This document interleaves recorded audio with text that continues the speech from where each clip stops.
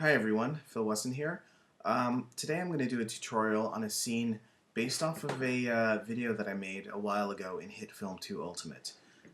This tutorial is going to be using HITFILM 2 Ultimate, and I'm going to assume that you have some basic knowledge of compositing and the software, but I'm going to go pretty much, not necessarily step by step, but slow enough so you can see everything, but I might not explain every button I push.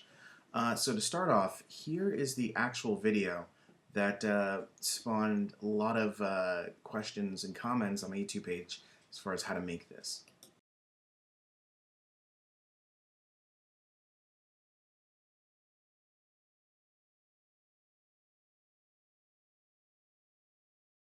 Okay, so this is the actual one that I'm going to do because unfortunately I had to format my computer and I had to, I lost the actual source files. So I remade it just using using some other footage and materials and models to come up with this one.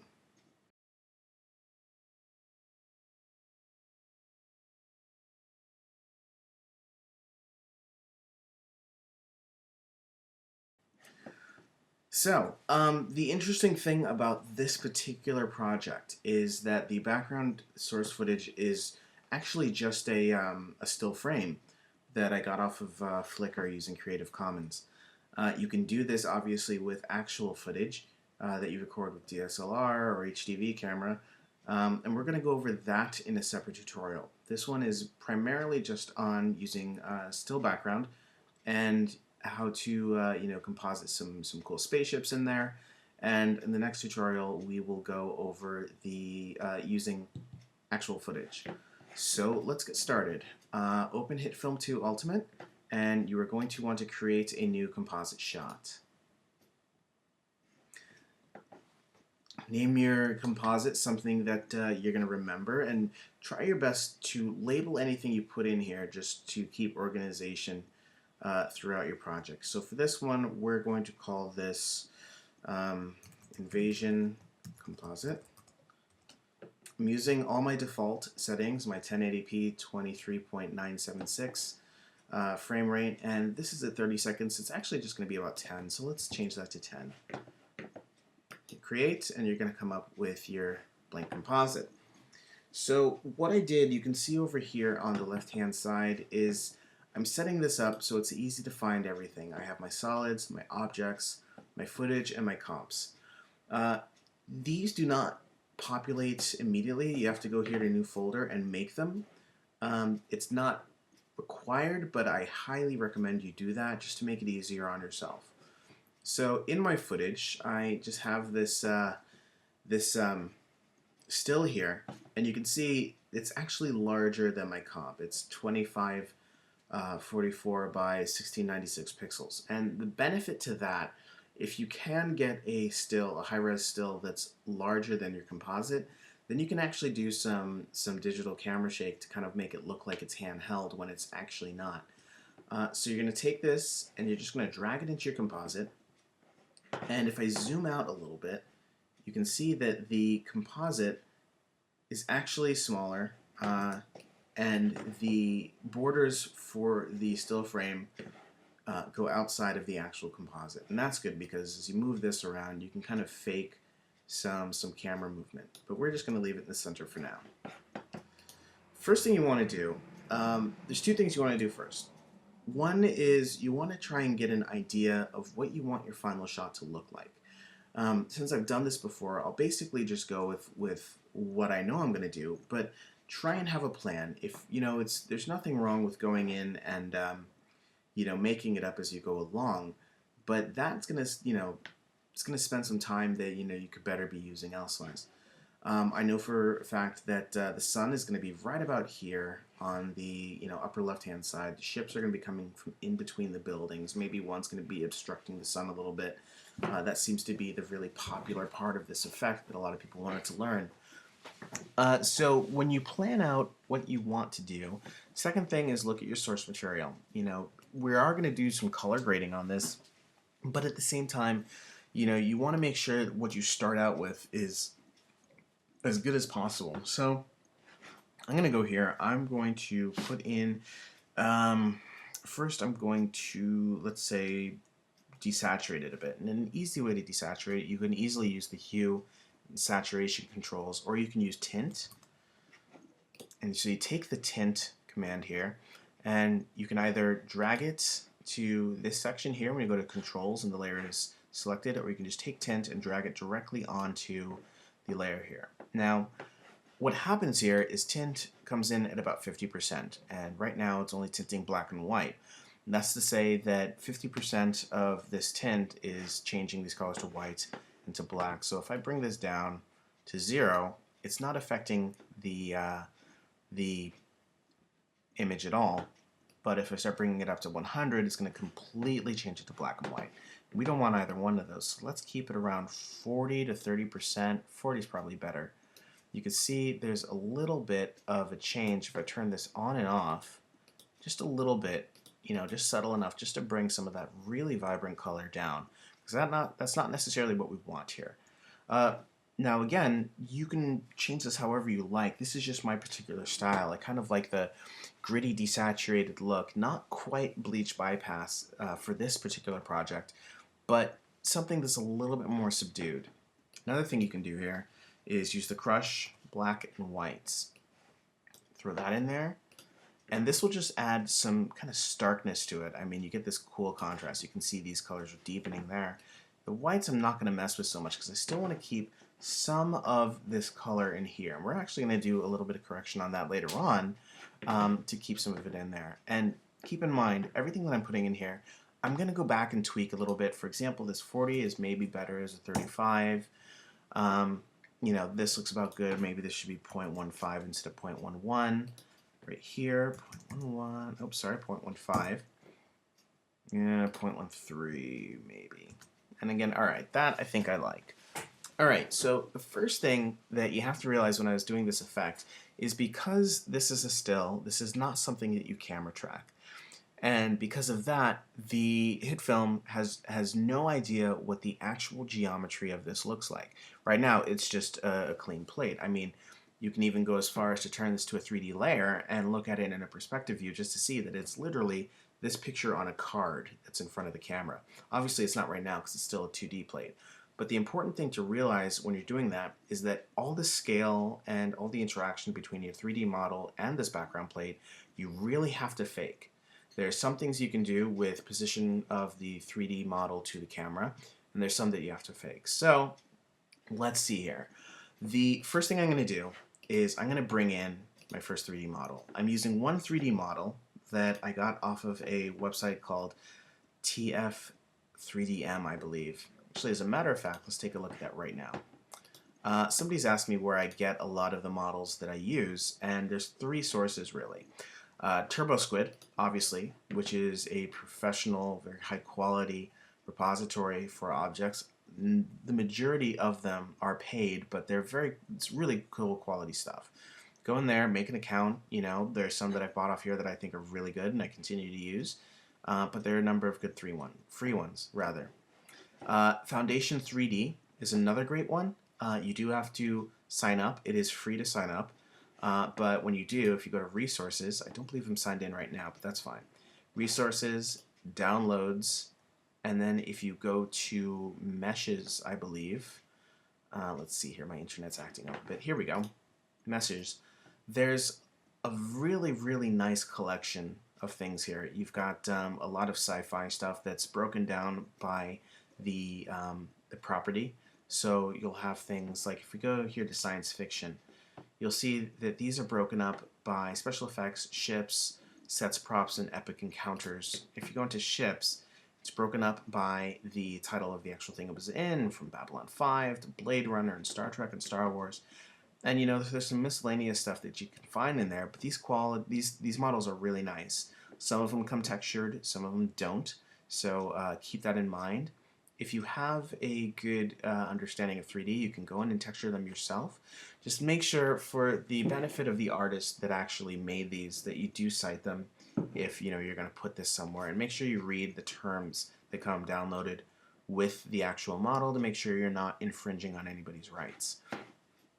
For the particular model we're using today, I got it from TF3DM, which I recently found out probably a couple months ago. And in here, I just searched for, geez, I don't even remember. I went into here to aircraft, and this will have a lot of really cool military jets and helicopters. The UH-60 Blackhawk helicopter, you might have seen in a number of HITFILM videos from Lockout to, I believe, the HITFILM 2 Ultimate trailer that was released on hitfilm.com. But if you do some searching, here's the one we're going to use, this Endor Battlecruiser. I'm not really sure what it's referencing as far as Endor, which sounds like Star Wars, but I don't believe it is. But I like the quality of it. There's one issue that we'll come into as we mess with it. But again, go in here, if you want to find some decent models. They're not perfect, but they're pretty good. And you can find some stuff to mess around with. Again, just be careful to make sure that you give credit to the author. So going back to here, I'm going to take this battlecruiser, the 3D model. You import it, and you're going to have to go in, and you're going to have to assign these textures. The textures are downloaded with the model, and if you look here on the right-hand side and click these, you can see what areas of the mesh are actually affected by what texture. This is the one that I'm originally, kind of looking at. And if we kind of toggle down here, we can see the file name. It was, I just put it all in the same folder as the model. And you want to take a look at these settings down here. Your diffuse color is going to be, your base diffuse color before the actual model or the actual texture is applied. So if you lower this, you'll see it lower a little bit in here, and that's nice to get some contrast. Your shininess I usually keep down, unless I have to go back and tweak it. But the big things here are your diffuse reflectivity and your specular reflectivity. Diffuse reflectivity is going to be how much of the environment, how much of the composite is reflected and used kind of for the environment map of the object. Ooh, sorry about that. Just full disclosure, I'm using a Mac, as you can probably tell, and the mouse that comes with the Mac is a very sensitive touchpad on top, so you might see me zooming in and out really fast, and I apologize for that. Going back here, so we've got this texture, this diffuse reflectivity is going to impact how much of the environment is reflected. I'm going to keep this probably around 40 for now, and that's fine. Specular reflectivity is how much of the highlights from lights are going to reflect off here. I don't know if you can really tell. You can kind of see here. If you imagine there's a highlight probably right behind the camera, you can see how it's reflecting off of this. And this is really too much. I have this bumped up to 88%. I'm going to bring this down to about 18, which is nice. You can see a little bit of highlight there. And again, we might go back and change this. Opacity is fine, ambient color, emissive color, and specular color. Well, specular color is going to be the actual color of that specular we're looking at, but I usually try not to mess with these too much. If you have a spec map, you're going to want to put it in here, and that's going to generate how much of the specular is reflected based off of a grayscale image. And let's see here, if we go down to, where is it? Okay, this skin one right here. This is this blue kind of, I would imagine these being windows or something like that. So I want those to be a little bit more reflective than the actual metal part of the ship, this gray part. So I'm going to pull that up, and I'll bring the specular to probably about, we'll say 25 for now. Another thing that you're going to want to look at when you're working with 3D models is the actual model itself, and by that I mean look at the detail that's actually built in. I don't know if there's a way in HITFILM 2 Ultimate to turn all the textures off and just look at the model, the actual mesh, but you can see here there's some detail built in, there on the undercarriage of the ship, where this gun is and all that stuff. I'm going to go to bottom here. There's another map for the bottom, and I'm going to bring this down a little bit, the reflectivity down a little bit, but you can see here that this is really going to show a lot of detail when we have this model in the comp. Now, going back to what I said about some issues with this model, if you look at this part right here, right where my mouse cursor is, this thruster here on what would be the right side of the ship, it does not look like, I'm not sure if it's either the the UV of the model or how HITFILM is interpreting it, but it looks like it's not quite catching the light the way it should. You can see that the specular moves along the model, but when it gets there, it's just not affected. It's not the same on the other side, so I'm not really sure how that works out. For this particular instance, it's not too much of a big deal because the ship is going to be reasonably far away, but it's something that you're going to want to look out for, and if you can change it, feel free to go ahead and do that. So here's the model we're going to be using. It's a pretty cool model. It's not bad. It's got some cool detail. So we're going to hit OK, and it's going to jump in, and if we grab this here and bring it in above our comp, the comp automatically turns on a 3D camera. It adds a camera here, adds your 3D model, and as you can see, it plops it right at the center, which is 0, 0, 0 in HITFILM. Now, already this does not look too great. Technically there is just a camera and this model, and there's nothing really special. So what we have to do is we have to position this model next. Excuse me. So what I usually do, first thing, is I'm going to use this tool right here, and I'm going to try and orbit the camera to try and match up some of the perspective just as a starting point. Just so you can kind of see where it's going to lie in this comp. And already it's looking better. Not fantastic. If you want to turn off the grid system, you can see it's there. Yeah, it's great, but that's not what we want. So clicking back here, I'm going to move this over a little up because I want this to be coming through these buildings, through right between them. So I'm just going to position this in 3D space. Now keep in mind, this background is not 3D, so I'm really eyeballing this. There's no mesh that I can use to compare there, and if you have a model of a city, that's great, and you can use it a little better, but if you're going to use an actual still, you want to do this, and then you're going to want to scale up the model. So with the model selected, I'm going to go to World to Transform. I'm going to bump up the scale.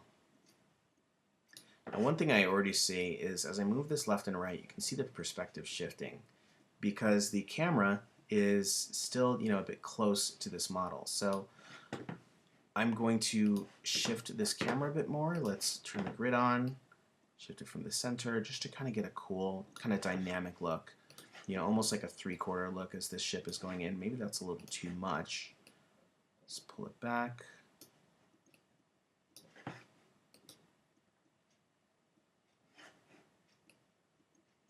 And that's pretty good. Now I want to make sure I'm seeing some of the bottom because the bottom is pretty cool and they got some detail there. You can't really see it yet, but just trust me on this. Alright, so with that positioned, I'm going to turn off the grid.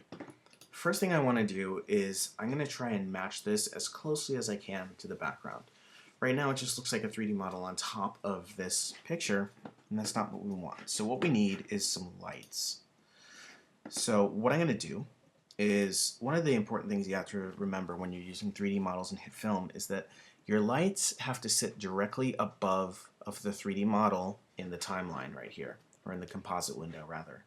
If you don't, the lights aren't necessarily going to interact with the model the way you want. So if I add a light, and you can already see it's affecting the model the way we want. It's got some, this light is acting on the mesh itself.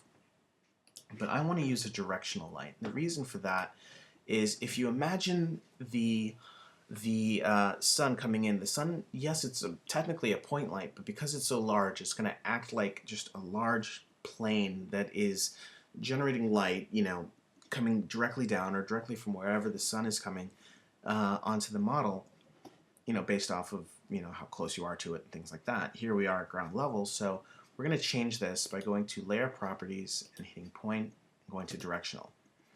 Now again, there's another thing we have to consider. By default, the directional light, as you can see here, targets to 0, 0, 0 as far as the coordinate system. 0, 0, 0 is right here, and you can see this being the lights going right down, and that's fine. As you move this though, you'll see that it starts to turn because it still wants to point directly at 0, 0, 0. So keep that in mind as we move this around. First thing I can see, it's way too bright on the top, so I'm going to pull the intensity down. And for now, that's okay. I'm going to name this here Skylight. And I'm going to duplicate it by hitting Control D or right clicking and going to duplicate. I'm going to take this light here and I'm going to name it ground light. Now the reason for that, obviously there's not a light on the ground that's actually interacting with this, but light from the sky is going to reflect off of anything it encounters. So it's going to reflect off of the buildings, it's going to reflect off of the trees, ground, anything there, the asphalt. And the reason why we made this light, oops, sorry about that. The reason why we made this light is because I want it to actually fake reflecting off of the ground and bouncing back up to the model. As you see, the bottom of the model is just completely black because there's actually nothing reflecting light onto it. There's no source. So as you start to bring this down, once it passes the 0, 0, 0 coordinate, it's going to flip over. Right there. Do you see that? And that just means that it passed 0, 0, 0, and now in order to keep pointing at it, it just changed its orientation so the light's generating up. Now, the light that is coming from the ground is not going to be the same intensity as the light coming from above, so I'm going to take this and I'm going to pull it down a bit. I'm also going to try and color it a little because it's when light hits an object, let's say that you have a green folder on your desk and you shine a light in it, it's going to reflect a green tint to that. So with the ground being what it is, I'm going to try and pull something that's somewhat neutral, not too much in any one direction. Hit OK. You can kind of see a little bit of a change there. If I bring the intensity up, you can definitely see it a bit more. It's got more of a yellowish brown look to it. So from there, you start to have it lit decently well, but you also have this kind of seam along the edges of it because you have a light here and then another light here, this sunlight. But there's no light coming from the side here. So I'm just going to make another light and put it just to, camera left. I'll have it as a point light, that's fine. Camera left, just to fill in some of this area. And here is where you'll actually see a bit of an issue because the UV is not necessarily perfect on this side of the model. This isn't going to interact the way I want it to. To look at this better, I'm going to go to my perspective view and I'm going to just orbit around to see where we are. See, there's my light and there's the actual object. I'm going to bring this light back and you can see it start to fill in some of that area where it wasn't being affected. Let's see here. We can move over.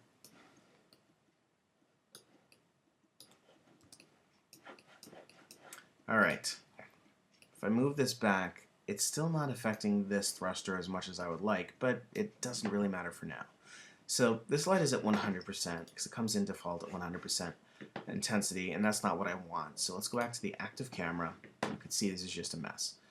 I'm going to bring the intensity down because this is just to kind of fill in that side.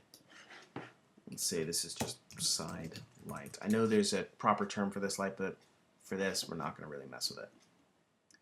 Let's bring it about there. All right, so this is already looking a lot better.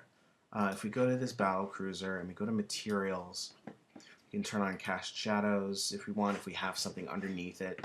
But what we really want to do is if we look at ambient occlusion a bit, you can see there starts to be a bit more detail down here. And what I believe the best description that I know of for ambient occlusion is it's going to try and simulate the kind of interior shadows of a 3D object, and that's really where the detail in this comes from. So if you start to mess with this, you can kind of see parts of it get darker where the mesh gets reasonably close to each other. If you turn on the intensity, and you start to get something that looks pretty cool here. We're going to turn this off for now just because it's memory intensive and for some reason my computer is acting up. So I don't want to mess with that too much right now. However, the next thing I want to do is, see this really, really sharp edge here? I don't really want that because when you're looking at something from a distance, the edge starts to get a bit fuzzy. I mean, you can see it somewhere here in the actual picture just because the camera is, reasonably far away and atmosphere gets in between us, our eyes and the actual object. So an easy way to fake that with 3D is to use the light wrap filter. Take the light wrap, drag that onto the battle cruiser itself. Nothing will happen until you arrow down, choose a source layer, which in this case is this picture, and you start to see this kind of this almost diffuse glow around it. So you can mess with this a bit you know, and try and simulate some fog. And there are plenty of really good tutorials on how to do this. I'm not going to go too much into it because there are plenty of people who say it a lot better than I do. Until I learn how to do it better, and then in the next tutorial I'll put it in there. But basically you want to try and, you know, make this look as real as possible just by adding that. And you can even add a blur to the model as well. Not at the default settings, because that looks horrible. Bring it down to like 1 pixel, and you kind of have something that starts to look a bit better. Now, this is okay. I mean, it's not great, but it's okay. You can go in and you can start messing with the intensity, some of the lights, maybe darken the shadows on the bottom a little bit. But this isn't really what you came here for. So what I'm going to do next is, and some can say you should probably do this first, but for now, oh, one last thing before I continue. I'm going to go back to the object and turn the environment map to use the entire composite shot. Doing that, it's reflecting everything in here. Now you can see it really kind of blew out the lights here because it's pulling all the light information from the top of the picture. So with that, you can go to your skylight, bring your intensity down just to kind of bring some of that detail back in. Now the cool thing about this is it's taking the color information from the rest of this shot and anything in it and applying it here. The ground light can probably come down a little bit more as well, just to add some of that shadow. And this is starting to look like it fits in here. Now, as you can see, this blue part that I kind of left a bit higher in the diffuse reflectivity is brighter because I'm seeing it as the light is reflecting off the windows a bit more than it is the metal. So back to what we were doing before. We're going to select the battle cruiser, and we're going to try and color correct it to match the background. So if you go to Levels Histogram, bring that in. I usually try and bring it in above any of these guys here. Go up to the top of your comp and choose red. And what we're going to try and do is we're going to try and match each channel as close as we can to the background. So I have red selected here, and I have red selected here. So any changes that I make here are going to select and change the red channel of this. So you can see there's a lot of dark values here, and you know, some light values. So this is all kind of mid-value stuff. So by adjusting this, I'm going to try and add some darkness in the red channel to try and match some of the background. Now, full disclosure, I'm not fantastic at this, so I kind of eyeball it and then I mess with it later once I bring it back to the RGB. So with that red done, I'm going to go to green. I'm going to do the same thing. Then I'm going to go to blue. I'm going to do the same thing here. So when you go back to RGB, as you can see here, maybe it didn't look like it was a major change, but you do have some tint here that kind of matches the background. So this is kind of cool so far. You know, we've got our spaceship, we've got, you know, the background, we've got a little bit of light flare, I'm sorry, the light wrap, you know, which I can probably mess with a bit more. Just to kind of match the background as much as I can. You've got that blur, and you've got the, I don't think I have ambient occlusion on, but when I turn it on, see, this makes it a bit dark. So again, I'm going to go to my ground light, maybe pull this up a bit, just so you can see some of that detail. That looks kind of cool. For now, I'm going to go back. Now, some could say this is good as it is. You know, you can animate this moving forward, and you've got something that, you know, is passable, but we don't want to go with passable here. So what I'm going to do is I'm going to add a digital sun, and I'm not going to use a light. So what I'm going to actually do, this is the first part of doing some kind of occlusion of the sun later on, is I'm going to make a new layer, a new plane. I'm going to type in back flare, and the reason I'm saying back flare is I'm actually going to use 2 lens flares to do this. I defaulted to black, and I'm putting it right behind the cruiser model. As you can see, there's the model, but we don't see the background. Looking at the layers, we go to layer property for the plane, and we change this to add. You know, it disappears. The plane is still there, but we just don't see it because of the blending mode. If we type in flare here, we're going to come up with light flares. I'm going to bring that in, and you get the default one, which is right here. If I turn off the model, you'll see it's this big light flare right there, and it's not necessarily the one we want, but while we're here we can position it. So I'm going to position this right about here. I'm going to move this, which you're not going to really need to worry about, but just for now I'll move it over there. Open up the light flares, and I'm going to change this to sun glare. And what that does is it changed it from the default to a different type of light flare, and I'm going to bring down the intensity a little bit and the scale a little bit. And it's still kind of big, but you'll see exactly why I'm doing this a little bit later. You can't really see it against the background here because the exposure was pretty high, but what we're going to do next, if you throw this in here, you can actually throw in what's called a fluffy clouds preset. And the reason I'm using this is it's a very easy way to generate some clouds. So if you start typing fluffy clouds, there's actually two results. One which is using the 3D particle simulator from HITFILM 2 Ultimate, and one using the quick 3D one. I'm going to use the quick 3D one for now, and maybe in another tutorial I'll use the actual particle simulator when I figure out why my computer is acting so slow. So I'm going to put the fluffy cloud behind this back flare, and this is very important. Go into the materials and turn illumination off. And you'll see why later. But I'm going to bring the, sorry about that, folks. I'm going to bring this cloud above the cityscape, and I'm going to mess with the size of it a bit. I'm going to make it a little bit larger. I'm going to unlock that so I can mess with my height, width, and depth independently. I'm going to lower my height a bit so that it doesn't really hit these clouds. I mean, you can if you want, but I want this to look like it's pretty far off. So I'm just going to try and mess with this and get it to where it looks the way I want it to.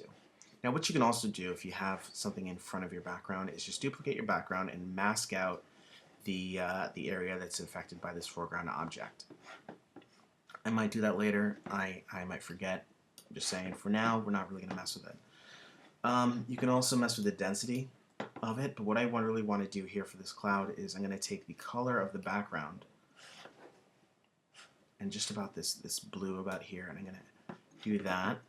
You can mess with the density here a bit and make sure it's positioned where I want. I'm going to take it again, I'm going to duplicate it, move it over a bit, just to kind of give this ominous look that something's coming in from the clouds, and the sun is peeking in from behind it.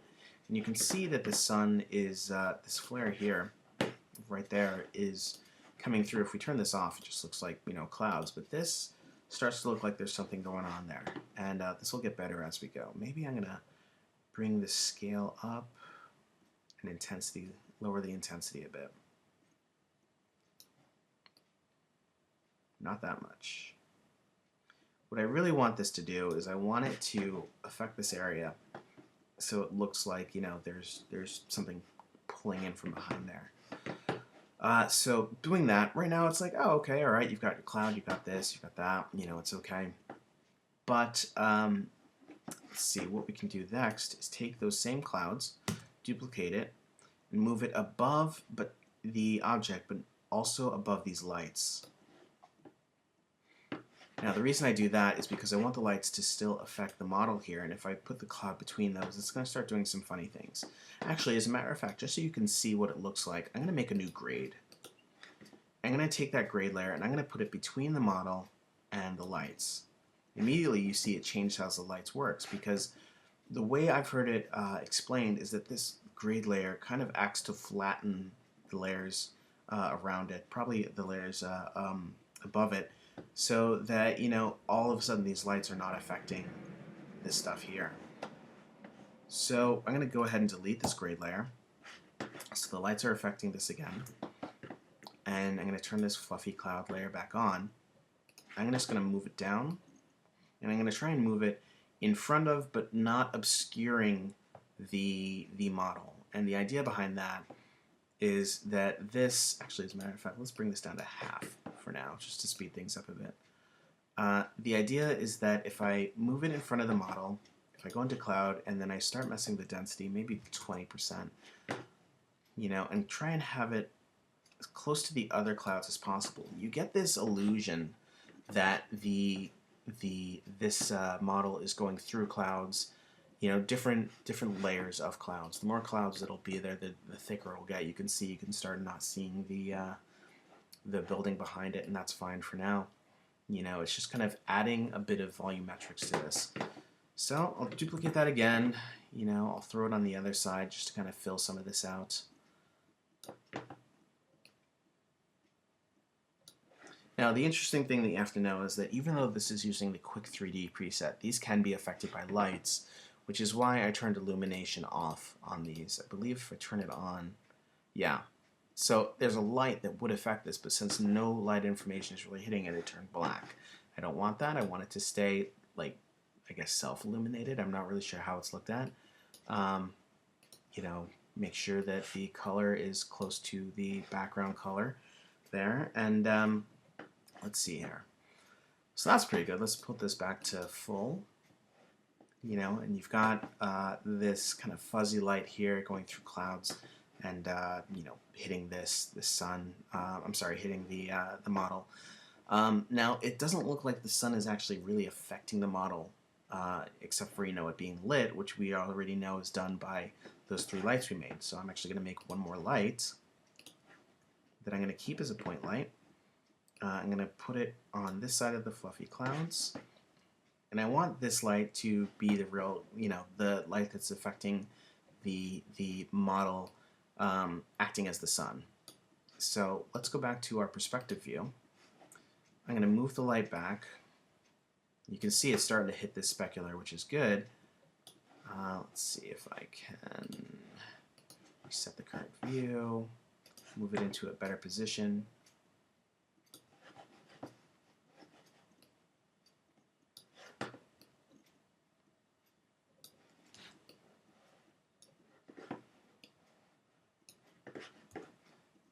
And try and move it so that the specular is actually affecting the just the top part.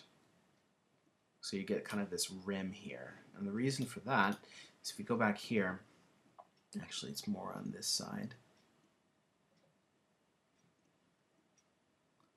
You know, you can kind of imagine that the light is reflecting off of the top here, which it's still not quite doing. That's just placement. Again, you know, you just got to fool around with it a bit, get it to where you like. I don't think there's any real super scientific way to do some of this. You just have to eyeball it. Well, no, that's not true. There is scientific ways to do it, but we're not messing with that today. That is fine for now. It could be better, and maybe we'll clean it up later on. If you go in here, bring the intensity down because we don't want it to be that crazy on here.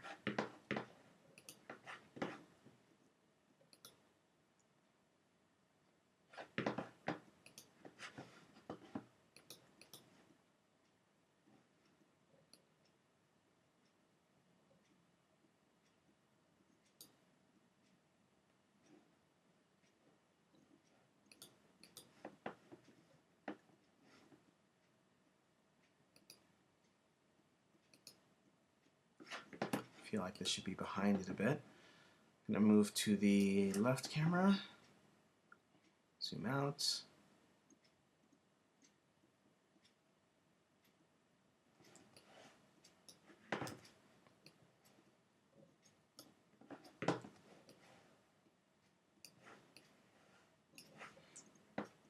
I'm just using the select and the hand tool here to kind of navigate in this area. Makes it a little easier to see what I'm doing.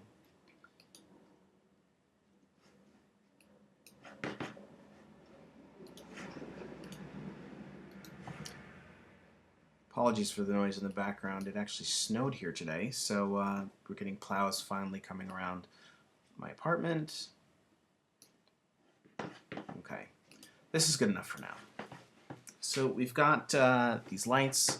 We've got this, you know, this model. We got these clouds, which could probably come down to probably 15%. Just to kind of fake this a little bit more. And it's starting to look okay. It's starting to look okay. I'm going to name this sunlight. I'm going to bring the intensity down still because I do not like how that's looking. Still want to see the edge of this within those clouds. Some of this is also the reflectivity of the model, so you can come back here, open the settings for the model, take this one, probably bring it down a little bit. You can see a little bit more of it there. All right, so what's next? If we're going under the assumption that we have some volume here, we have some clouds here, and that there's particles in the air, we can also assume that if this light is bright enough, it's going to cast a shadow on this object, which then will cast a shadow on the particles in the air immediately below it. The way I faked that was by using the light rays command on the actual object. So to make that, put it right there, and you don't see anything immediately. I'm going to, for the moment, I'm going to turn these clouds off. I'm going to keep that sunlight there. I'm going to turn the clouds off and keep the object there. Now selecting the object, going to my controls, you can see the light rays right here. Now watch what I do as I move this, you know, I guess the center of what's affecting the light rays over the model. Starts to mess with this stuff, and this can be really cool when you use it in visual effects, but it's not necessarily what we want right now. I'm moving it to where the sunlight would be. I'm going to raise the radius of how much it's affecting, and you can start to see this kind of cool stuff here. Now, if the sun is casting this light, you're not going to get these tinges of blue and a little bit of white and teal there. So I'm going to change this from add to multiply, and it changes it all black and white. Multiply just basically takes the white color information and removes it from whatever comp you're using. Now, this is cool, but this is way too dark. So what I'm going to do is just bring this down maybe to 0.3, maybe 0.4 for now. And you kind of see this you know, this shadow, and it makes a little more sense when we put the clouds back in there. I think I missed one. There we go. And just mess with this a bit more, maybe 0.5 for now. Now it doesn't look like it's doing a whole lot here. But when we start to actually move the model, you know, you'll see that the, geez, that's really slow, isn't it? You'll see that the shadow starts to move in relation to that. You know, you can see it more here, there, and stuff like that. Especially if you move it left to right, it's going to change the perspective of it because it's going based off of the this right here as the source. Now keep in mind this is a 2D effect, so it's, you know, if you're going to use it in 3D, you're going to have to fake it, making it look like the source is so far off, and mess with it by the intensity over here. So we've got one ship. This looks alright. You know, you can color correct this to look even better. But what we're going to do next, one ship isn't too fun. So let's make another ship. I'm just going to take this, I'm going to duplicate it.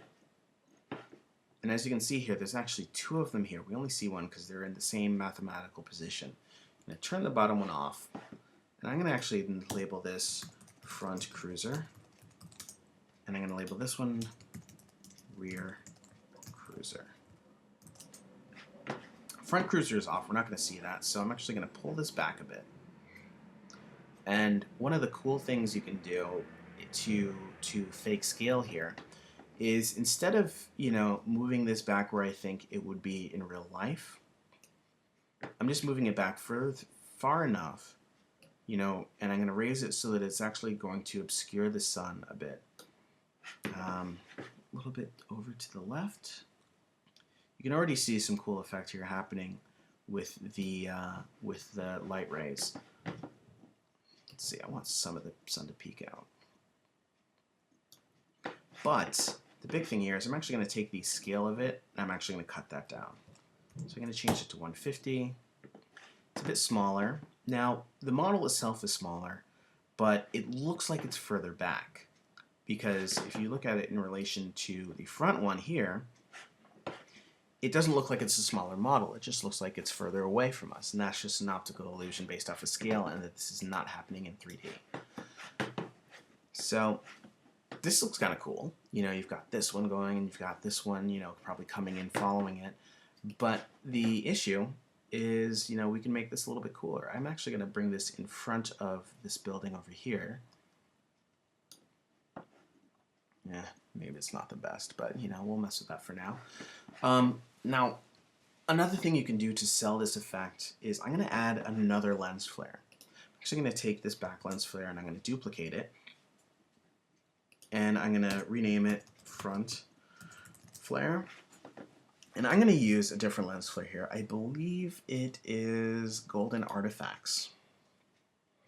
And by doing that, you know, you have a different type of lens flare. Now, that's great, but it doesn't look like it's much better than we had before. So I'm going to take the actual flare, and I'm going to move the flare above both of the objects, but still, I believe, below the clouds. Actually, let's see what happens if I bring it above the clouds. Can't see much difference. But the reason why I do this is that you get this bit of a glow right by, you know, right in front of this. So you can almost imagine the light from this is, you know, kind of messing with the camera, illuminating this area right over here. You can start messing with the scale and intensity, just to kind of fake this again. I'm going to turn this bottom cruiser off a bit. Oh, wrong one.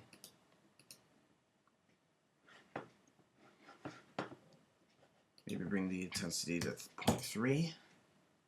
No, it's not what I want. 0.6 is fine. Maybe bring the scale to 800. You can see a lot of it is guesswork. Even just moving this over, you know, a bit. Now, the cool thing that we have here is we've got this sun. We've got it affecting this model. We've got it, you know, just affecting these, you know, this bit of rays here for the rear cruiser. If you turn the rays off, you can kind of see what I'm seeing, or see what I'm saying rather. But it doesn't really look like it's really obscuring it. And the way we're going to fake that is actually through animation. I'm going to turn off the clouds again. My computer would wake up.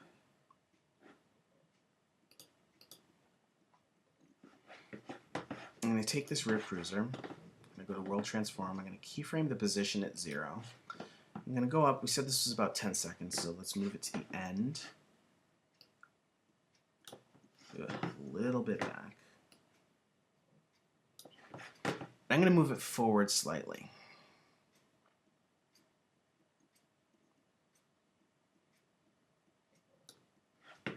And I think at the beginning, I'm going to move it back slightly.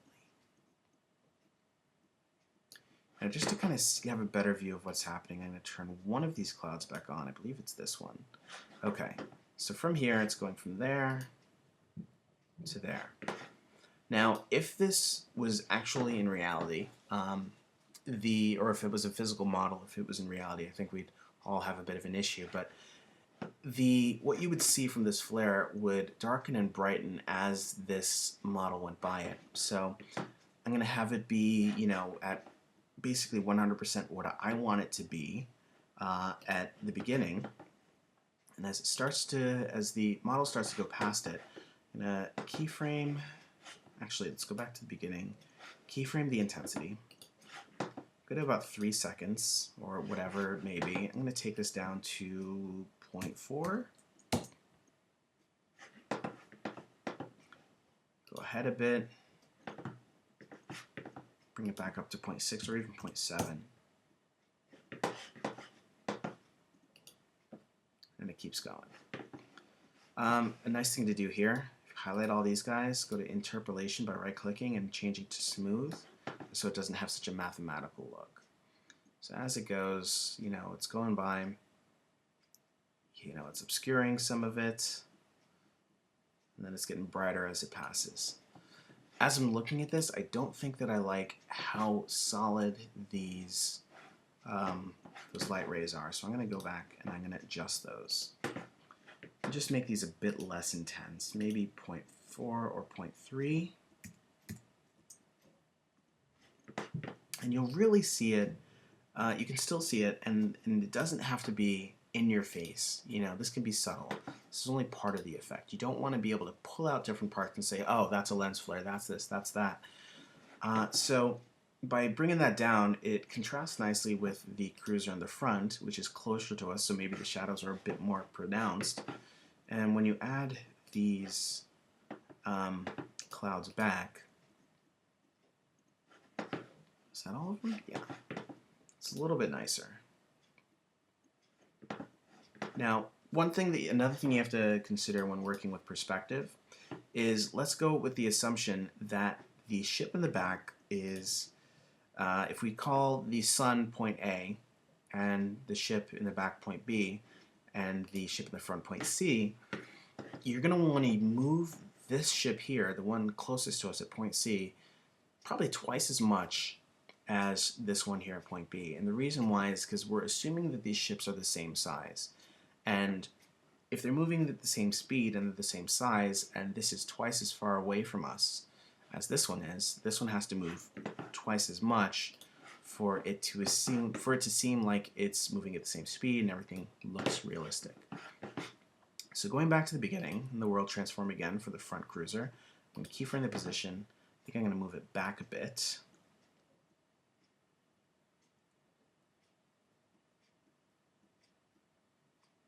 And I'm going to kind of eyeball by the 10-second mark. Do that again. Kind of need a new mouse. By the 10-second mark, or close abouts, I'm going to move it pretty far. Not too far, but far enough so that there's some contrast between where it is and the second one. So a cool way to look at this is if you look at this little white line that is made on this axis that we're moving from here to here, and then you select the other one and look at the white line from here to here. Try and eyeball those and see, you know, if it's just about twice or more. Right now it looks like it's twice as long as this one. Going back here and putting these clouds back on. You know, it's looking pretty cool so far. I'm going to go ahead and turn the ambient occlusion on for both of them, just to add a little bit more detail. You can start to see it there. Oh, that's the wrong thing. Start to see it more there. And, you know, that helps to sell this effect. So another thing I want to do here, because the background is pretty stark as far as, you know, before we did any effects, this was very kind of overexposed, and I want to see some more blue over here. You know, we have a lot of yellow, some green, but, you know, variations of that yellow kind of golden look over here. So what I want to do is I'm going to make a new grade layer that's on top of everything. I'm just going to say blue sky here, and I'm going to add a gradient, this color gradient, onto the blue sky comp. Now, first thing you think, it's going to freak things out. So it's got this black and white gradient that is on top of everything, and that's not what we want. We're first going to change this to, you know what, before we do anything, let's take, you know, get a nice blue color, nothing too bright, because we're not really messing with super vivid colors here. This is even too much. And go down to, I believe, I'm going to get this wrong, color burn. Ugh, told you. Let's try color dodge on that. Maybe it's just multiply? What am I doing here? Okay. I'm going to go to multiply, and I'm going to move the blue section of it over to this corner here. And what multiply is doing is it's taking anything that is white and making it transparent, anything black and making it opaque. So I'm going to change this to white, just so that multiply isn't affecting that. So this gets back to what we're at. This corrects that blue. or the sky rather. Let's bring this down a bit so I can work a little better. Bring this down, kind of mess with that angle, try and keep it in the upper right hand corner here. So you get a good contrast between this yellow here and this blue over here. Maybe a little bit more. You can really do that at any stage. What you should remember is that this blue is on top of everything. So maybe it's even better to move it right above the actual end of the source footage.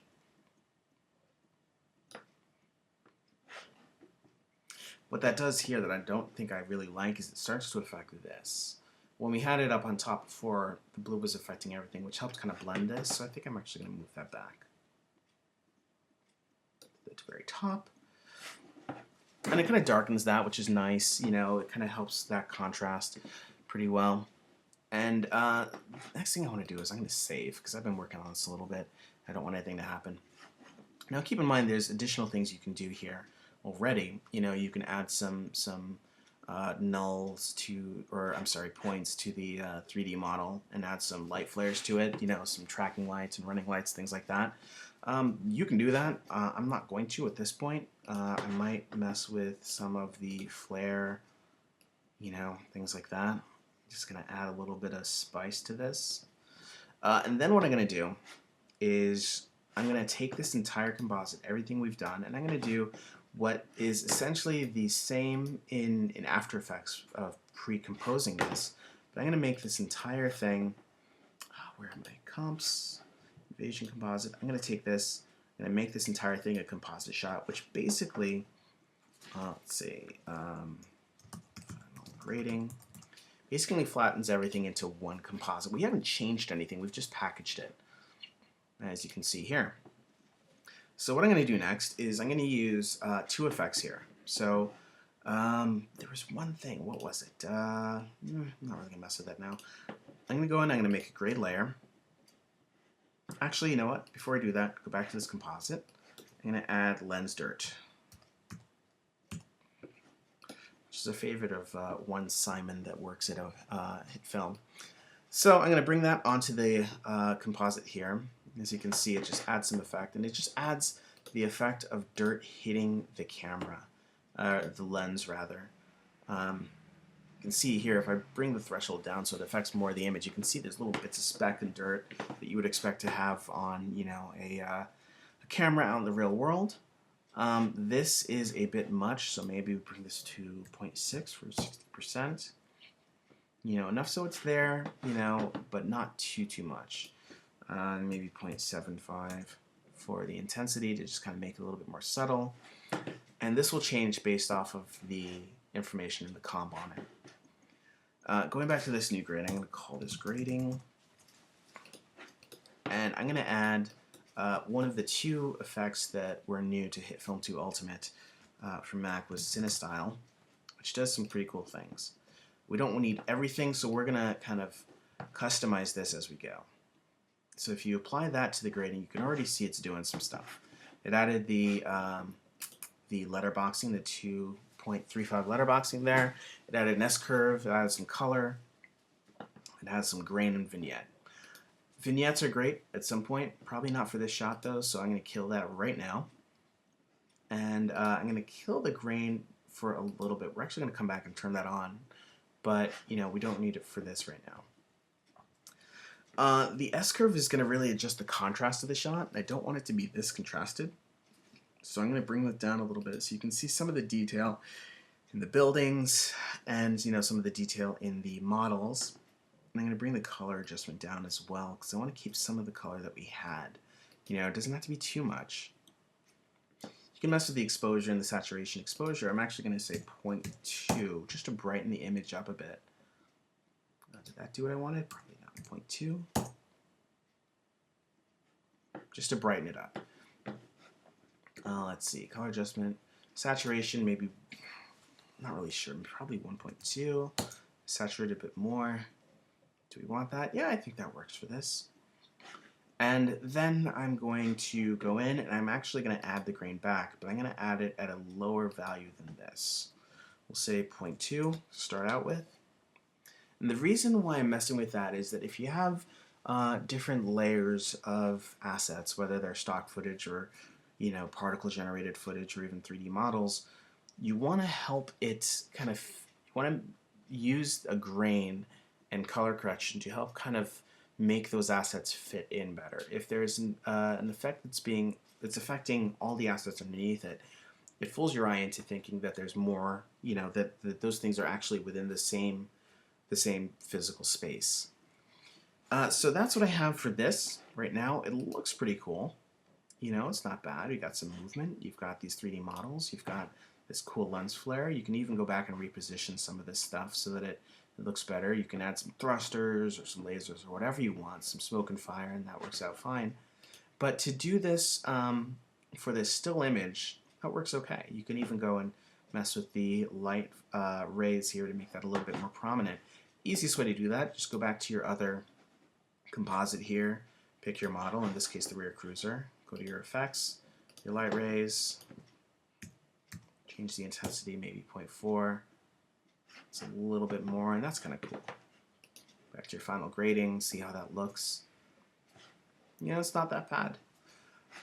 So that is how you do this with a still image as a background. You can render this out. I'm not going to because I've done it a number of times already, but it's pretty cool. Feel free to go through and change any of the assets that we brought in there. You can add more, take some out, add some different things. Like I said, maybe some fire, maybe change the color correction. You can easily put some fire on these buildings with the fire generator or some stock footage. You can add some lasers if you want. You can do whatever you want with this and make it look cool. But for this, that's what we've got for this particular one. Again, my name is Phil Wesson. You can subscribe or like this video. I'd really appreciate it. Share it with your friends. Shoot it on Twitter if you feel so kind. And expect some more soon. And the next one, I'm going to work with some actual footage doing the same effect. And we'll go into some Mocha tracking with Mocha HITFILM, some 3D tracking rather with Mocha HITFILM, just to kind of make this look even cooler. Thanks again, and I will see you next time.